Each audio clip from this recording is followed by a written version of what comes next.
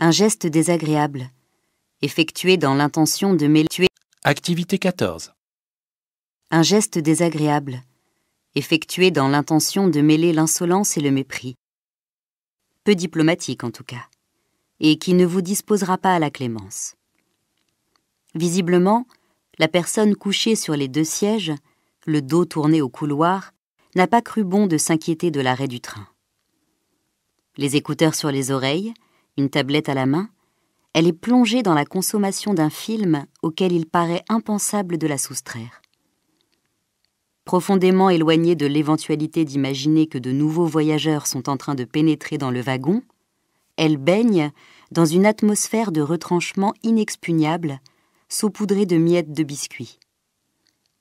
Par malchance, elle occupe la place que vous aviez réservée. Un peu impressionné par son isolement résolu, vous vous y prenez à 2 fois pour vérifier le nombre inscrit sur votre billet. Pas d'autre recours. Vous finissez par lui tapoter l'épaule. Alors, c'est comme si elle tombait de la planète Mars. D'un mouvement maussade, elle enlève ses écouteurs. Quelle outrecuidance de l'arracher aux délices d'un chef-d'œuvre du 7e art où les gros plans sur les narines des protagonistes tiennent lieu de communication subliminale. Toutefois, il semble qu'elle analyse bien vite la situation pour quelqu'un qui était à 1000 lieues de l'envisager. Vous formulez le plus doucement possible l'information qui va la combler d'aise. Mais son horripilation est au-delà des mots. Elle lève le menton, et bientôt son regard balaie l'ensemble du wagon pour y trouver la confirmation de ce qu'elle espérait. Il y a d'autres places libres. Vous êtes un mauvais coucheur de lui dénier le droit d'être couché. Devant cette pantomime hostile, ce coup d'œil périphérique vulgaire et dédaigneux, quelque chose en vous se raffermit. Vous affirmez votre désir d'occuper votre place. Alors, elle lève le camp, en maugréant, en prenant tout son temps. C'est drôle, vous vous sentez très serein à présent. Vous lui tendez même obligeamment son paquet de petits lus qu'elle abandonne d'un haussement d'épaule. Pas de vacances ensemble, on se consolera. Activité 15. Courts, longs, bruns, blancs ou même abîmés, on les prend tous, s'exclame Virginie Béas, gérante associée du salon. Depuis 2 semaines, donner une seconde vie à vos cheveux est possible au salon de coiffure Les Essentiels à La Roche-sur-Yon. On les coupe, on les balaie, on les récupère et ils sont ensuite envoyés à une association qui les recycle. Ils sont ensuite réutilisés dans des boudins qui filtrent et absorbent les hydrocarbures dans les océans, détaille Virginie Béas. Ils pourraient notamment être utilisés en cas de marée noire ou servir d'isolant sur des chantiers. Ce geste éco-responsable est rendu possible grâce à l'association Coiffeurs Juste. Basée près de Marseille, cette association travaille à valoriser cette matière organique, encore trop peu prise en compte par les acteurs du recyclage. Dans ce salon, où la déco se veut nature, on mise sur la valorisation des déchets. D'ailleurs, les cheveux, Virginie Béas les considère plutôt comme une ressource, une matière noble, et non un déchet. Depuis sa création, le salon opte pour une véritable démarche écologique. Sous le bac à shampoing, on trie. Les tubes de coloration sont séparés des bouchons. Depuis quelque temps, le salon fait sa propre lessive maison et récupère l'eau du lave-linge pour nettoyer le sol. Le maquillage est bio et éco-certifié. Depuis 2 ans, on utilise des colorations 100% végétales à base de henné ou d'indigo. Coralie Bito, son associée, ajoute « Les cheveux sont plus beaux, brillants, plus épais. Seule limite, la couleur. Avec les colorations végétales, tout n'est pas possible.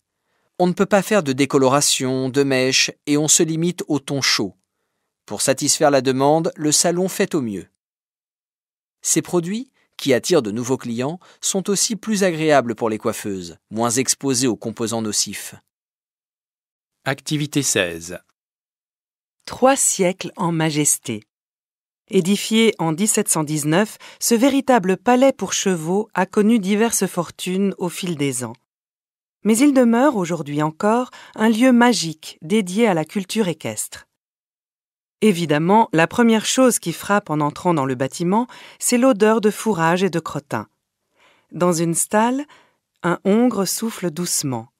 D'autres chevaux, paisibles, attendent qu'on vienne les chercher pour la démonstration de dressage qui va commencer. Les grandes écuries de Chantilly sont peut-être un musée, mais un musée vivant. Œuvre de l'architecte Jean Aubert, qui les avait construites à la demande du 7e prince de Condé, elles sont si imposantes, 181 mètres de long, un dôme de 28 mètres de haut, qu'elles rivalisent en beauté avec le château de Chantilly, avec lequel on les confond souvent. Le duc de Croÿ disait qu'elles étaient ridiculement belles et plus superbes qu'aucun château avec sa belle pelouse. L'impératrice Sissi est une habituée. Un jour, avec quelques amis, le duc improvise une course à cheval devant les écuries. C'est l'acte fondateur de l'hippodrome qui verra le jour en 1834. Aujourd'hui, la piste passe juste devant le bâtiment tricentenaire. C'est le théâtre du prestigieux Prix de Diane. Chaque week-end, des milliers de turfistes viennent parier et vibrer au rythme des courses. En 2006, l'Aga Khan, propriétaire de Pur-sang, investit une partie de sa colossale fortune pour restaurer le domaine de Chantilly qui tombe en désuétude. Le musée du cheval, créé en 1982, est repensé et rouvre ses portes en 2013. Ces salles racontent les rapports intimes entre l'homme et son meilleur compagnon. Agricoles, sportifs, militaires, ludiques, les multiples emplois des équidés y sont exposés à travers peintures, sculptures, films, costumes et accessoires de toutes les civilisations et les époques. Les écuries sont aussi le siège de prestigieuses écoles de dressage. 20 chevaux et 7 cavalières à demeure toute l'année y présentent plus de 150 spectacles tout en musique et en tableaux colorés, sublimés par la beauté des lieux. Activité 17. Et maintenant, comme tous les jeudis, la minute du veto. Le docteur Géraldine Blanchard nous parle du mal qui touche aussi nos animaux de compagnie, le surpoids. Tel maître, tel chien. L'adage semble se vérifier sur un terrain inattendu, le poids. Car c'est une réalité, nos animaux de compagnie sont de plus en plus enrobés. Selon plusieurs études vétérinaires, 40% des chiens et 25% des chats souffrent d'embonpoint, voire d'obésité. Les explications sont multiples. La principale, la sédentarité. Avant, le chien courait. Aujourd'hui, il regarde la télé comme son maître. Il bouge moins, passe ses journées enfermé et quand il sort, il est le plus souvent tenu en laisse. Une hygiène de vie peu propice à une bonne condition physique. Les chats, pour leur part, souffrent des effets de la stérilisation. 80% des chats domestiques sont stérilisés en France. Or, les besoins caloriques diminuent en parallèle. L'alimentation est aussi en cause. De plus en plus souvent, on observe que les maîtres partagent leur alimentation avec leur animal. Un bout de pain par-ci, un reste de poulet par-là, ça devient automatique, alors que les effets sur le poids sont nuisibles. Une tendance qui traduit au fond un nouveau rapport à l'animal de compagnie. Il est devenu un membre de la famille à part entière. Du coup, son mode de vie colle à celui de son propriétaire, pour la table comme pour le reste. Il existe toutefois des solutions. Pour lutter contre la malbouffe, des produits sains font leur apparition dans les rayons. Gamme light pour les chats chez certaines marques ou promotion des aliments naturels dans de nombreuses animaleries. Plus globalement, les bons réflexes valent aussi pour eux. Eau plate, aliments non transformés, exercice physique et surtout suppression des friandises. Activité 18. Pour attirer un public plus jeune, des lieux du patrimoine proposent aux visiteurs de participer à des escape games ou jeux d'évasion, et ça cartonne. Nous sommes dans un donjon du château de Vincennes. Le philosophe Denis Diderot, emprisonné, a été empoisonné. Accroupi autour d'un coffre verrouillé, 6 personnes essaient de décrypter un code secret. Une femme en costume d'époque les presse de faire vite. Nous ne sommes pas en 1749, mais bien en 2018. Dans la forteresse, ces visiteurs participent à un escape game. C'est un jeu qui se pratique en équipe. Le but et de sortir de la pièce dans laquelle on est enfermé en résolvant des énigmes en 1 heure maximum. Originaire du Japon, la tendance est arrivée en France en 2014 et s'est peu à peu invitée dans les lieux culturels pour un prix compris entre 20 et 30 euros. Les châteaux de Chinon, de Blois, l'abbaye royale de Fontevraud ou encore l'Opéra Garnier, pour ne citer qu'eux, ont adopté la formule, tout comme les musées. En juin, le Musée national du sport à Nice a organisé un escape game sur le thème des Jeux olympiques qui a rassemblé de nombreux visiteurs pour les plonger dans l'atmosphère des JO de 2024. Marie-Grace, la directrice du site, explique vouloir toucher le public des 18-35 ans qui a déserté les musées. Marc Mettet, directeur adjoint du château d'Amboise, renchérit que l'objectif n'est pas de se limiter à un public d'érudits, mais d'attirer les plus jeunes. Pour Marie-Grace, c'est en quelque sorte une manière de désacraliser les musées et de faire passer un message. On peut également s'y amuser. Et le succès est au rendez-vous. Dans certains musées, la fréquentation a augmenté de plus de 150%. Pour Pierre-Henri Londener, cofondateur de la société qui a conçu le jeu de l'Opéra Garnier, la raison du succès n'a rien d'une énigme. Cela permet d'apprendre en s'amusant. De spectateur, on devient spect-acteur, toutes générations confondues.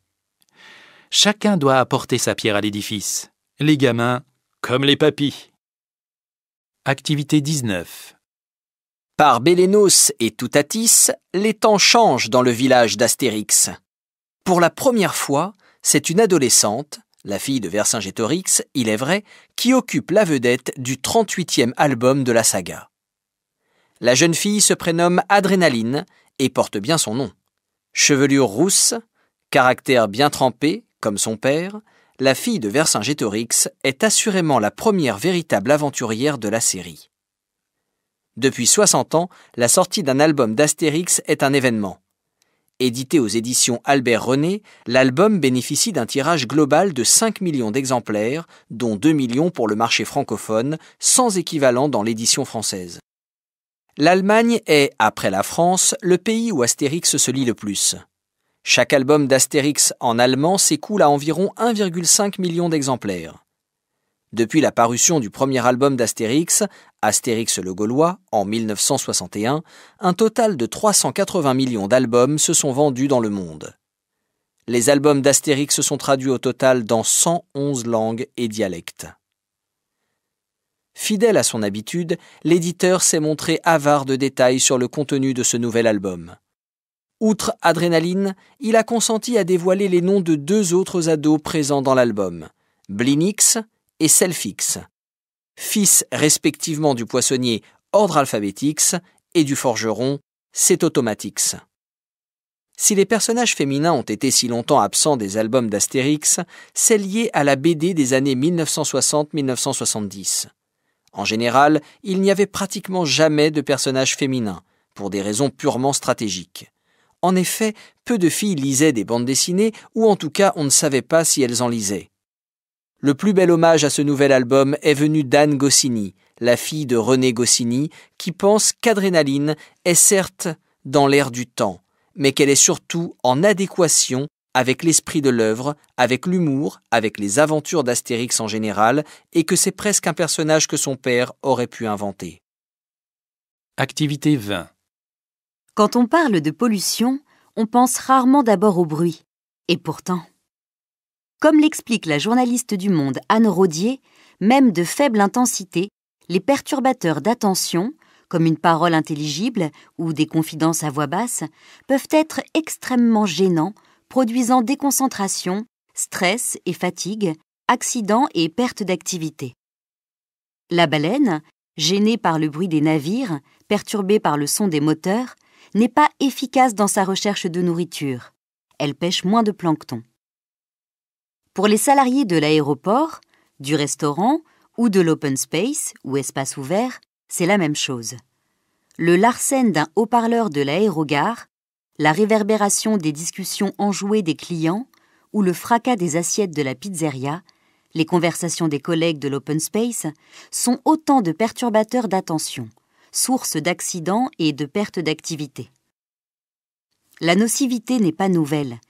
Le bruit est reconnu comme cause de maladies professionnelles depuis 1963. Mais l'enquête Sommer 2017 indique que le nombre de salariés du secteur privé exposés au bruit est passé de 3,2 millions à 5,8 millions en une vingtaine d'années, soit plus du tiers des salariés en 2017.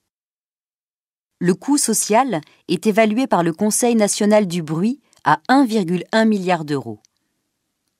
L'INRS, Institut national de recherche et de sécurité pour la prévention des accidents du travail et des maladies professionnelles, présentera bientôt aux entreprises les dernières méthodes d'évaluation des effets du bruit en open space, ce qui devrait améliorer la situation des 6 à 7 millions de salariés qui y travaillent. En effet, ainsi que le précise l'INRS, le bruit est la première source de gêne en open space. Si l'espace de travail modèle n'existe pas, il doit d'abord répondre à la nature de l'activité. Toutefois, 10 mètres carrés par personne, des plafonds et parois absorbants, les métiers bruyants éloignés de ceux qui ne le sont pas, et enfin des espaces pour s'isoler, sont autant de préconisations de la CARSAT, c'est-à-dire la Caisse d'assurance retraite et de la santé au travail. Activité 21.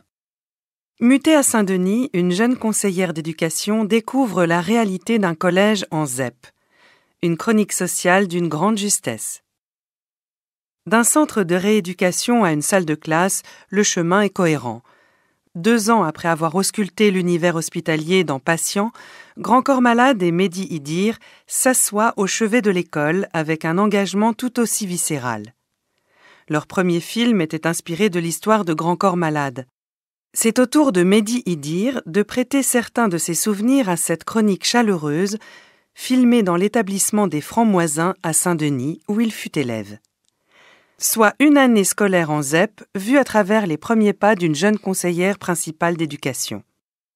Fraîchement débarquée de son Ardèche natale, Samia, Zita Enro, découvre les réalités sociales d'une zone difficile et s'attache à Yanis, un élève turbulent mais prometteur. En travaillant avec des acteurs non professionnels pour la plupart et des figurants des Francs-Moisins, les réalisateurs orchestrent des scènes de groupe pleines de vitalité, de chahuts joyeux. La réalisation, nerveuse, fait corps avec l'énergie des personnages. Le gamin mytho, dont chaque retard donne lieu à des explications épiques, le surveillant qui passe son temps à expliquer ses blagues, le prof de sport tout fier d'organiser des matchs de foot sur roller, original certes, mais dangereux. Comme dans Patient, les auteurs ménagent l'équilibre entre l'humour et la gravité. Au fil des scénettes quotidiennes se dessinent des situations contrastées, les failles d'une institution qui peine à enrayer l'échec, l'humanité d'enseignants exemplaires. Si beaucoup refusent de baisser les bras, ceux qui capitulent suscitent eux aussi l'empathie, comme le prof d'histoire, poussé à bout par des élèves qui ne le respectent pas. L'espoir est bien là, mais les parcours restent compliqués pour ces ados défavorisés au départ. Le travelling final, survolant la cité écrasante, suggère la difficulté d'échapper à la fatalité sociale. Activité 22. En moins d'une dizaine d'années, les smartphones ont eu le temps de voir le jour, de redoubler de technologie et de nous rendre totalement accros. Mais comment sortir de cette addiction ? Une équipe de scientifiques américains livre ses conseils. Quel que soit votre smartphone, il a été pensé pour être le plus utile possible dans votre vie quotidienne. En effet, une personne en France passe en moyenne entre 1h42 et 2h16 de sa journée sur son téléphone. Un temps en croissance constante et que beaucoup souhaiteraient au contraire voir décliner. Depuis quelques années, Alexis Hiniker entend régulièrement les gens se dire frustrés de l'utilisation de leur téléphone. Cette chercheuse de l'Université de Washington vient de co-signer une étude sur le sujet. Son but ? Étudier les mécanismes qui nous rendent accros au smartphone et trouver les clés qui nous permettraient de nous couper de cette addiction. La scientifique sait que les smartphones, tablettes et autres écrans font aujourd'hui partie intégrante de nos vies. Conseiller de s'en passer totalement serait donc irréaliste, mais la chercheuse s'est aperçue qu'il existait certains leviers d'action. Elle a ainsi noté 4 situations types qui nous poussent à faire dérouler frénétiquement les pages de notre smartphone.